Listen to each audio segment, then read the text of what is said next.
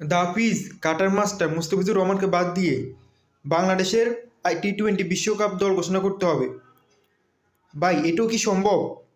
হ্যাঁ, 3টি শর্ত দিয়েছে আইসিসি বাংলাদেশ ক্রিকেট বোর্ডকে।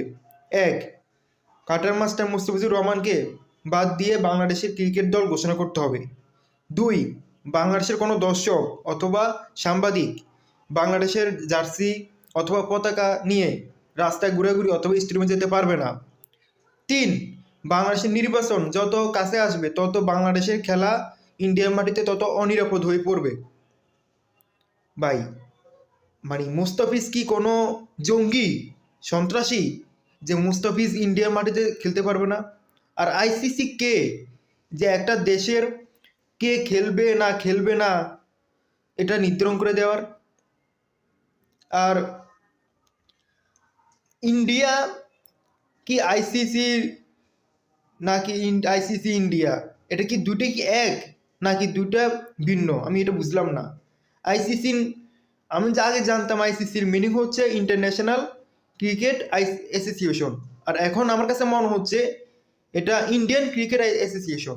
এদের কথাবার্তা কার্যকলাপ এতটা বেহায়াপনা, এতটা নির্লজ্জ, কিভাবে একটা দেশের ক্রিকেট বোর্ডকে এরকম শর্ত দেয় এরা? এমনকি এরা নিজেরা কোনো নিরাপত্তা দিতে তো পারে না, বরং শর্ত, এটা এরকম কোনো এটা শর্ত না, এটা মনে হয় আমার কাছে মনে হচ্ছে হুমকি, যে তুমি আসো কিন্তু আমি তোমাকে হুমকি দিচ্ছি তুমি আসতে পারবে না, আসলে তোমার এটা এটা হবে, তোমার দর্শক তোমার খেলোয়াড় তোমরা সব অনিরাপদ, কিন্তু তুমি আসতে হবে। এটা কোন ধরনের নিয়ম? আর ইন্ডিয়া, আগে জানতাম এটা একটা গণতান্ত্রিক দেশ, একটা নিরাপদ।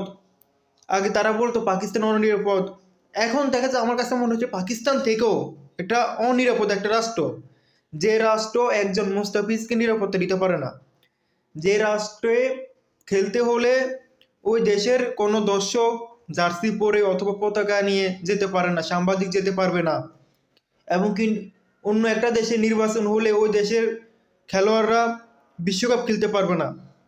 ভাই এতটা অনিরাপদ রাষ্ট্রে মানুষ, ওই দেশের জনগণ কীভাবে থাকে আমি আসলে মানে আতঙ্কিত।